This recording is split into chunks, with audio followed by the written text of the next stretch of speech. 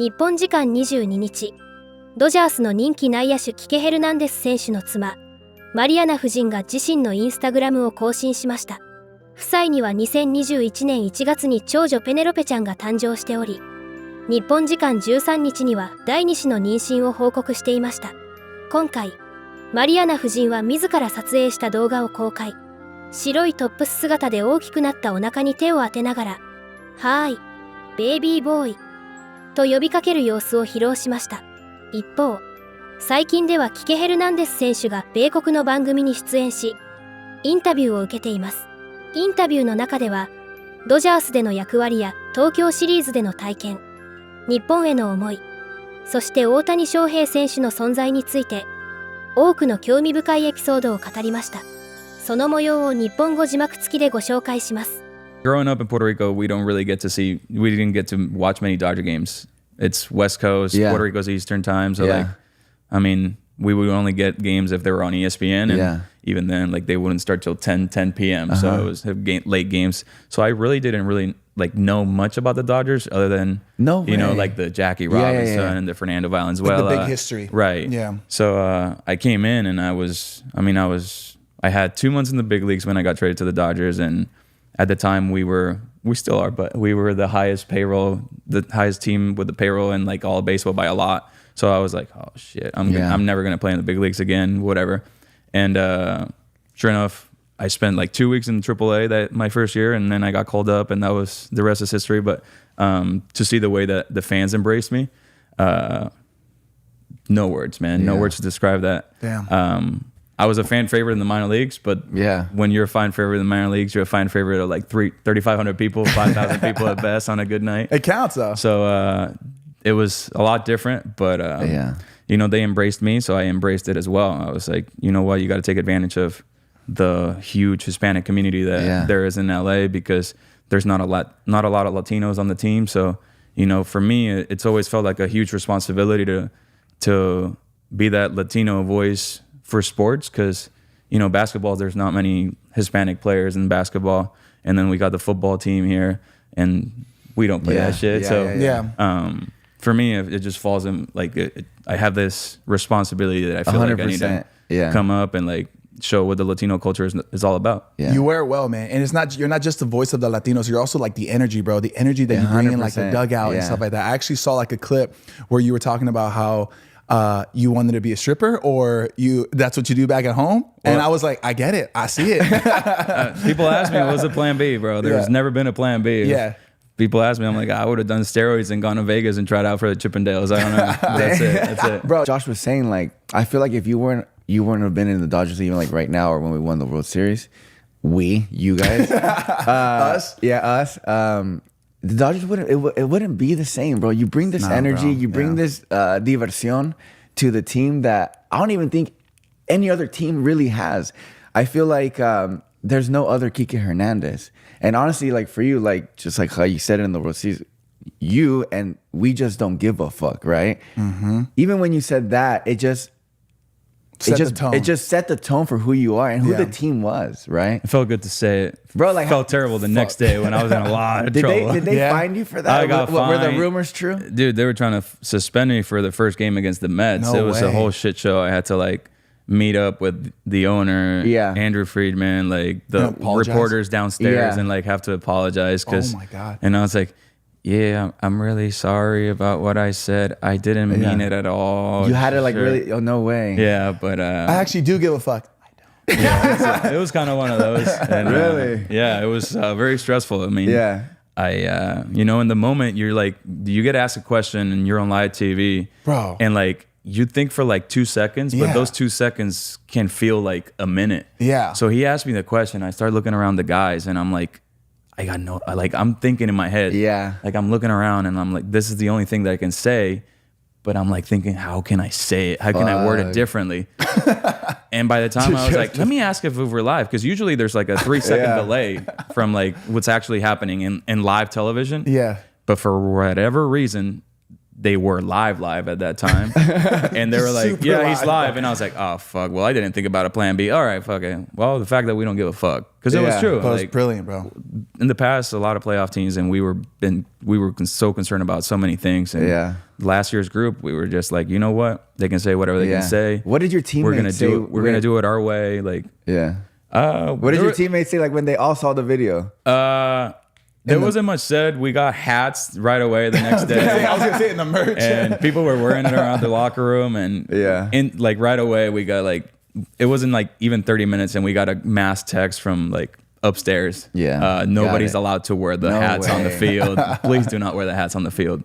So that's hilarious. It was a bummer, but whatever. I mean, it's a moment in history, though, bro. It's a perfect way to describe the group, and I mean, we accomplished really special things because that was the mentality.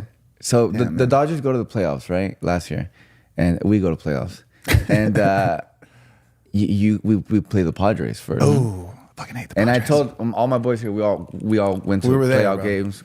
We work with SeatGeek. They hook it up, and I told them, if the Dodgers beat the Padres, we're winning the World Series. Yeah, I got some really good baseball friends outside of the Dodgers that I talk to 4 times a week, if not even exaggerating. And I told them right before the series started, I was like, the way I see it is like, whoever wins this series wins the World Series. Like if the Padres beat us, they would have won the World Series. Bro, that gives me chills. So I was like, this is the one that we need to grind out, because then the rest, like there's certain series that are so emotional that you get past that series and like you look ahead and you're like, there's absolutely no way we can lose what's happening next.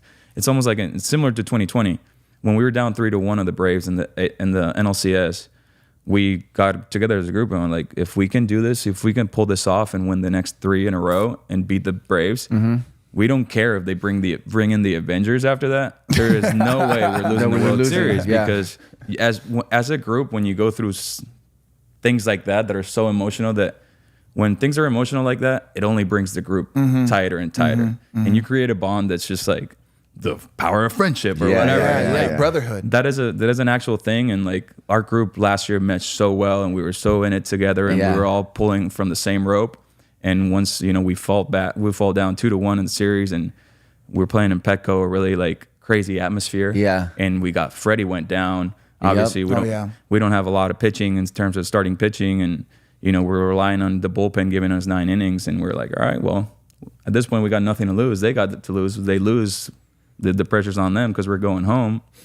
And sure enough, we got up to a good start, and we took off, and then the rest was history. But it was a crazy series. If they beat the Padres, bro, we're gonna take it. You could just feel it, bro. You could just feel it. That was a wrap. Just moving outside of baseball a little bit, like I mentioned, bro, 90% of our audience is women, and I know you have a really cool story on like how you met your wife. And I would just love for you to share it with the audience. I don't know if you've heard this story. Do you know have it? not. I'm excited. It's really cool. Yeah? I'm going to give a little more summarized story because I told Mariana that we were talking about this today, and she was like, don't make me look bad. So my first spring training with the Dodgers, something that I used to love doing when I was single was going to the movies by myself. Wow. That was like my zen. Like I would just go to the movies and just chill. By myself, enjoy the movie, whatever. Crush popcorn, crush an icy, Coca-Cola icy. And Coca-Cola icy is golden. I don't like the red. I don't like the blue. Only Coke, bro. Only Coke. They need to make a Coke Zero one, by the way. Anyways, I digress. Florida, not trying to get away from the story, but Florida has Sprite icy. That is the best icy I've ever had in my entire life. And they don't really have it anywhere else. Yeah, Sprite icy. Damn. But anyways, I go to the movies by myself. I go watch Hot Tub Time Machine 2. And I'm just enjoying the movie. And randomly they're at the club, and then this like bottle girl comes in and like offers her some drink and whatever. And I'm like, ooh, who is that? So I spend the rest of the movie. Wait, you're at the movie still? I'm at the movie. Bro, he's watching Hot Tub Time Machine 2. And I'm watching the movie, whatever. And I'm like, ooh, who is that? I want to marry her. And like, I pick out my phone. I go on IMDb and I start scrolling. Like the cast. Yeah. And I start scrolling on the cast and I look at her. I'm like, what? That girl is Hispanic? What? She's got 4 names on here? What? No way. And I click on her and I was like, huh, okay. And I look her up on Instagram, and at the time she had like 15,000 Instagram followers. And I was like, oh, she's super famous. I had like 1,000 maybe. And I was like, she's untouchable. I got no chance. And back then there were no DMs. DMs yet at that time. And you had to drop a comment? No, I was like, I don't want to be creepy like that. Okay, fair. And I go and I'm like, all right, you know what? I'm verified on Twitter. And like at the time, like there was no like silent notifications or anything. So I was like, I only get notifications on my phone and somebody verified follows me on Twitter. So like I'm going to look her up on Twitter. And I find her and I follow her. I was like, all right, let's see what happens after this. Now we wait. Because if she follows me back, I can DM her. Yeah. But if she doesn't follow me, I can't DM her. That's how Twitter used to work. I don't know how it works now, but whatever. And I go back to her on Instagram and I start scrolling. And I'm like, oh shit. She used to be Miss Puerto Rico, Miss Universe. Wow. What? I was like, she is Puerto Rican. She got even better. I was like, that's my way in. Yeah. I was like, I don't know how the fuck to start this conversation. Yeah. But now I do. And it's a lob. By the end of the movie, whatever, I leave and she hit me with a follow. I was like, oh, no way. By the end of the movie? No, like the movie ends and because I put my phone down, I kept watching the movie and movie ends, I get my phone and like I see whatever, I don't know, maybe an hour after the movie and she followed me back and I was like, oh yeah, all right, don't fuck this up. And I was like, all right. Bro, that feeling is so real. I was like, Puerto Rico's my way in, whatever. I was like, hey, nice to meet you. As a fellow Puerto Rican, you know, I just want to show my support. I know it was a small role, but you crushed it, blah, blah, blah. And she was like, you know, it was very cordial and whatever. And she was like, oh, thank you very much. Nice to meet you as well. At the time, she was living in LA and I had a Dodger picture, so I guess she assumed that I was living in LA too. And she's like, I got a lot of friends that are from Puerto Rico and LA. If you want to meet them, like it's a great community. Like we help each other out all the time, blah, blah, blah. I was like, good. So I'm in Arizona in spring training. So we text every once in a while. Like, you know, I was like very respectful. I'm not hitting on her or anything yet.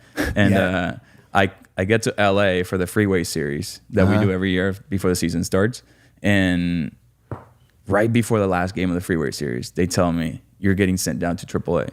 And the way it works, when you get optioned, you get a choice to get 3 days off to like show up to report to your team. You get 3 days to report, whatever. So I was like, what am I gonna do in Oklahoma City if we don't have games? I'm like, I'm gonna stay here and I'm gonna shoot my shot.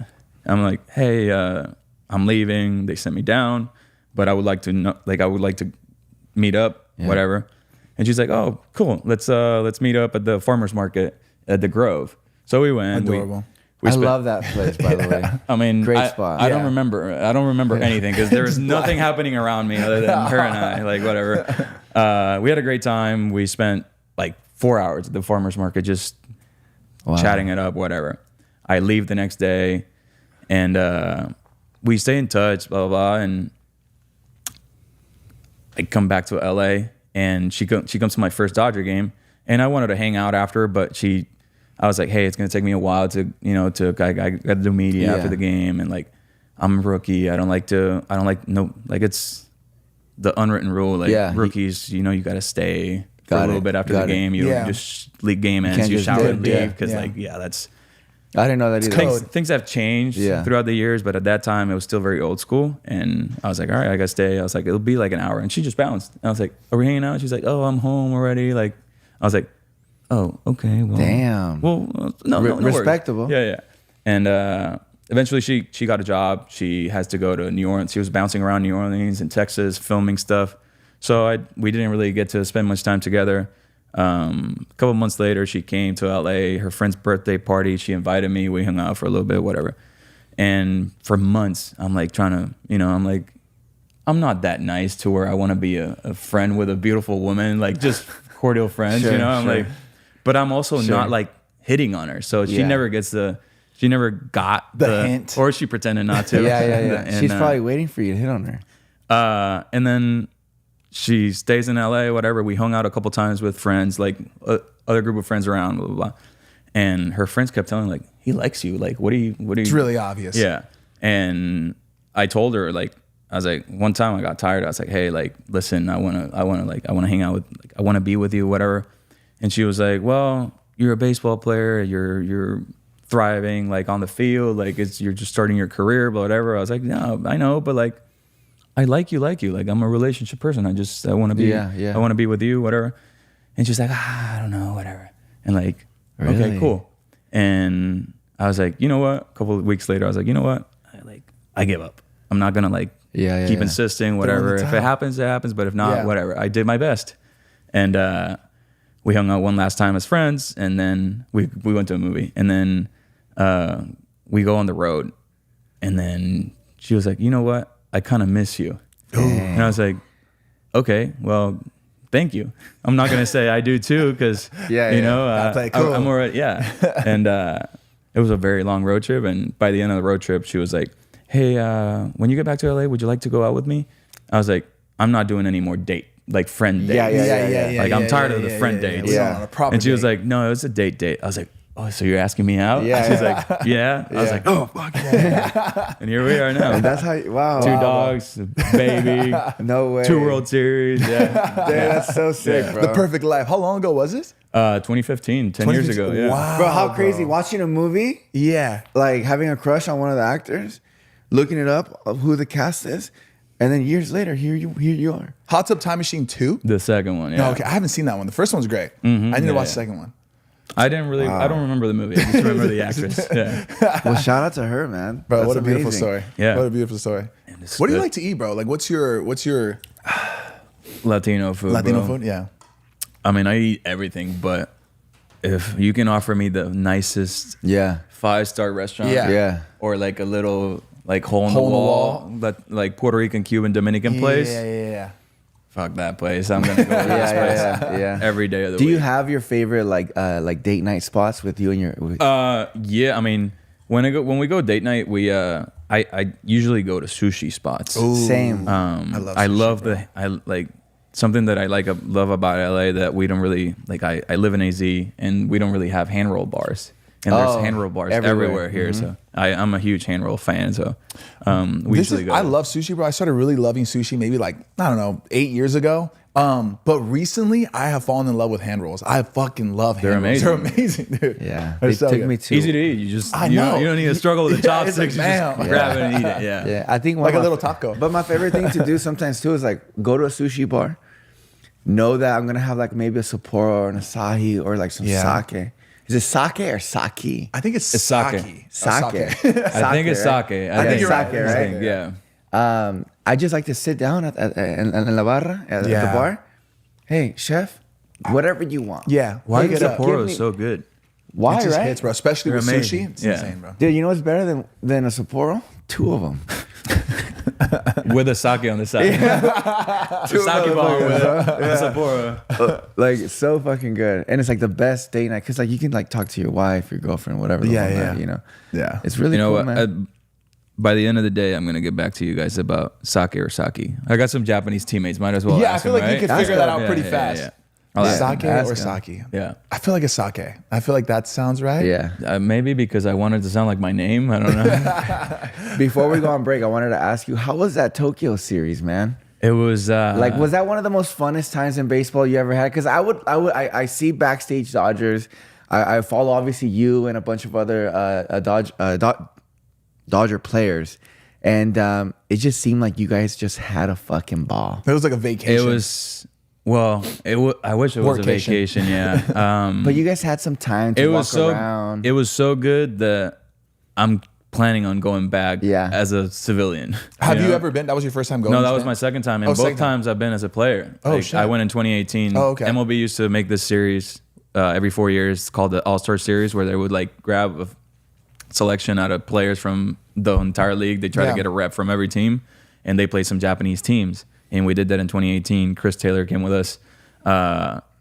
We played 3 or 4 games at the Tokyo Dome. Then we went to Hiroshima, and that's where Kenta Maeda used to play. So Kenta like went in and like pitched an inning or whatever with us, just so that the fans could see him. Yeah, of course. And then we ended the trip in Nagoya, and we loved it. Mariana loved it. So we're like, when we heard that we were going to Tokyo, it was like, holy shit! Like we got to make this trip. And Penelope ended up going, and that's cool. She still talks about Japan every single day. No way. It was It's one of the best destinations. It was so cool, and like especially loving sushi. to cap off our trip, it snowed the last day we were there, and they were like, you guys have no idea how rare it is to get snow in Tokyo. Wow. At this time of the year, and Penelope had never seen snow, so she got to see snow for the first time in Tokyo. Yeah, that's crazy. It was amazing. How old is she? She is 4. 4. Okay, so she'll remember that. She'll probably, forever. But it doesn't matter where you are, what part of the world you're in. When you're teammates with Shohei Ohtani, you stop becoming a baseball team and you're basically the Beatles. It's like being in a boy band. Crazy. It is the most mind-blowing thing. Yeah. Like he's everywhere. He is. Like we started the year 2 years ago in Korea. He was everywhere in Korea, like billboards everywhere. Shohei Ohtani. And I'm like, wow, we can't imagine what's gonna happen next year when we go to Japan. And sure enough, man, like it was crazy. From the first couple of days where we just had practice, fans are like giving us standing ovations during batting practice every time somebody hit a homer. So we were all like, all right, let's try to hit a homer. Yeah! And the whole crowd's going nuts. You're just looking around? Yeah. And I remember Freddie saying, this is going to ruin my swing, because Freddie doesn't like to hit homers at all during batting practice. But he's like, how can I not hit homers when I'm getting standing ovations after every swing? Standing ovation. It was amazing. Like, and Shohei never hits BP. Shohei never hits BP. And he comes out at some point during BP to play catch, because he's also a pitcher. He's a unicorn, you know, and he has to go loosen his arm up and whatever.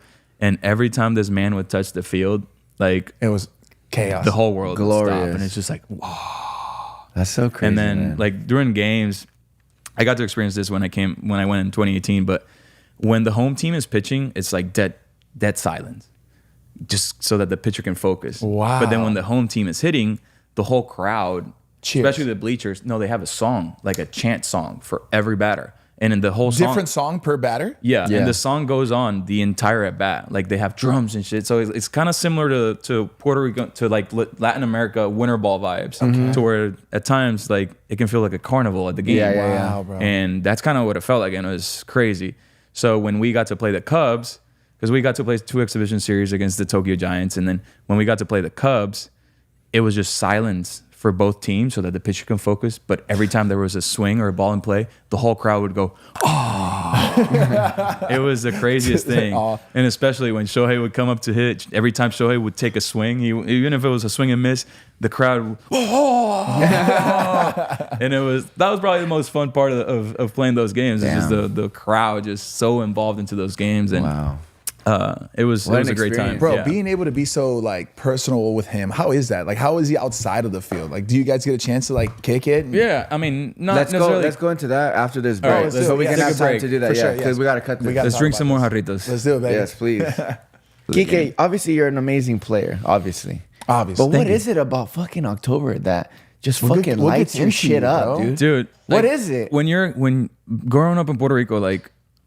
We play it's so intense, so competitive, and like we play the playoffs are called like regionales, like regional stuff. You play against teams that are close to you, and then you advance to state estatales, and those games are like our playoffs. And at the time, like we get like 40 parents per team, and it feels like there's a million people in the stands. Yeah. So like for me, like I grew up in an era where like I grew up in the 90s, and at the time the Yankees were the team, you know, and they had their dynasty going on. And I remember like everybody talking about Derek Jeter, how Derek Jeter was such a clutch player and things like that. And for me, it was just like, oh, I'm going to pretend like I'm playing, I'm 10 years old, whatever. And I'm playing, and I'm like, I want to be that guy. I want to show up in big games. And you do. And then one time Rich Hill said to me, big time players come out in big time games. And that stuck with me. I was like, that's a sick bar. I wish I was a rapper to talk about that shit. And then I was like, wouldn't that be a thing to like have that be your reputation, be known for that? And then something switched for me the night before the 2017 NLCS Game 5 when I hit the 3 homers. The night before, like I went into sicko mode, and I just started getting cocky. And I'm not like a cocky guy. I don't like to talk about myself or anything like that. And I started talking shit to my wife. It's like, tomorrow I'm gonna fucking come out, and I'm gonna fucking put the team on my back, and I'm gonna do this, and I'm gonna do that. And she's like, ugh, who are you? Shut up, whatever. And I told my mom, like the hurricane had hit a couple of weeks before. And that morning I was like, hey mom, they were watching the games at my grandparents' house. they were bringing in the generator and they were connecting. And they didn't care about the power. They were putting the generator on the TV just so they could watch the TV, so they could watch the game. And they had like a hanger as an antenna on the TV to get the local channel because there was no cable. You have to adjust because of the hurricane, and they were like adjusting that shit. Yeah. And I told my mom, I was like, make sure you get to my grandparents' house early because my first at bat, I'm going deep. And she's like, no, don't do that. Don't put that much pressure on yourself. Blah blah blah. I was like, fuck that. Fuck the pressure. Fuck that. I'm gonna do that. Just make sure you get that early. And all you gotta do is get there early, mom. And like make sure that antenna's working. Right before the game, I'll never forget. I like. Kirsch is done warming up and he's like intense and sitting in the dugout, and I dap him up and I get to his ear and I'm like, Kirsch, let's fucking go, baby. I got your back. That's all I said. I kept walking. First pitch, second inning, first pitch of my bat, whack, homer. Fuck. And I'm running the bases, just like losing my mind. And I'm like, fucking hope my mom got there early. What a story, bro. And then second at bat, bases loaded, bro. First pitch, grand slam. Holy and I was shit. I remember Fenway it was like a rainy night and it was wet and it was pitch quiet. And all I could hear running the bases is my dugout going nuts and my feet. And that shit was like crazy. That's fucking insane. That's insane. I got a last at bat in the ninth inning and I hit another homer, 3 homer. And then from there on, like my mentality, like it switched. I was like, you know what? I'm going to be this arrogant fuck in October. Like it's the only way that it brings that out of me. And it's something that it's so hard for me to do, like during 162, because at times I feel like I stop being myself. Like I kind of become a different person that I don't necessarily like. But for a short period of time, you can get away with it and like feel fine about it. Yeah. Especially if it does what I've done. I've done in my career in October. That's the rep now. But for me, like plus, in order to get to October, you'd have to do all the challenges. Right, so it's almost like it's deserving for you to act that way. For me, it's like it's one of two things. It's like embracing that reputation, whatever, and that reputation comes up with like a lot of expectations too, so it adds a little bit more pressure on me. But like I feel like at times like pressure when my back's against the wall is when I bring out the best in me. But during a long season, fuck that, no, whatever. If I'm sucking, well, whatever. I gotta be happy. I gotta be me. Like I got a family. I got a wife that I gotta tend to. And during the playoffs, I'm like, fuck it. I'm just going to walk around like I'm 10 feet tall, and like... And your teammates know that. It's also like, for me, I've been fortunate enough to be on teams that I keep making the postseason so I can... like, shine and I've been moments. good. Yeah. So like, it's not just about me. It's also about being at the right place at the right time as well. Because, I mean, I got to play in Boston for 3 years. And I got to play in the postseason my first year. And I went absolute nuts. Like my best postseason performance was with the Red Sox, and people might not remember it as much because we fell short of winning the World Series. But like it was, I went ham, I went crazy, and then the next 2 years we were last place teams. So I'm like, I'm having a bad year, and I can't do my thing in October. So like it just puts you in a weird spot. And then you get back to the Dodgers, and you're like, all right, we got this. And then 23, when we came back, it's just like 3 games and we were out. I was like, I couldn't do anything. And then last year, I was, I knew that in order for us to win, at some point I was going to have to come up big for the team, but I didn't expect injuries to happen to where I became a everyday guy and I got to show out every single day. I didn't know how many opportunities I was going to get, but luckily for me, I got to, play every day after game 4 of the NLD against the Padres, and I played every game since then, and very, very proud because won the World Series in 20. But I got to do it at a very different role. Yeah. So getting to win two World Series on their 2 completely different roles, it meant that much more for me. Yeah. It's crazy how every position that you kind of put yourself into, it almost becomes a character. I mean, like pitching. When you start pitching, I don't like it when you start pitching because that means that we're fucked, right? For the most part, we've been winning. We've been winning. But like when you start pitching, it's just anything that you do, it just becomes a fucking show. It's just like a show, dude. Like, because the first time I got to pitch was in 2018, and I got to pitch that first time in my life, and I didn't get to pitch for 6 more years, and I got put in a fucked up situation. It was a tied game in the 16th inning or whatever, and I'm like, we're supposed to fucking win this game, and I'm pitching like, and I had so much pressure, and I was so nervous, and I'm like, how do I do? I don't do this. Like, if we lose, it's because of me, whatever. And then I fast forward 6 years and I'm like, oh, here I am in a completely different situation. Yeah. We're getting our asses whooped. There's no expectations. You know what? I'm going to make this fun.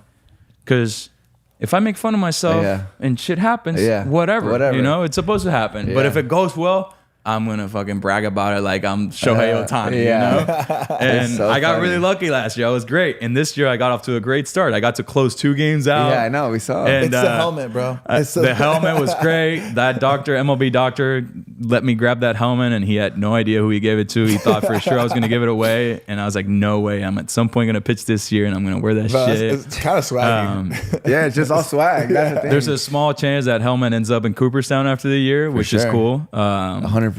But yeah, last 2 times I got to pitch, it was pretty embarrassing.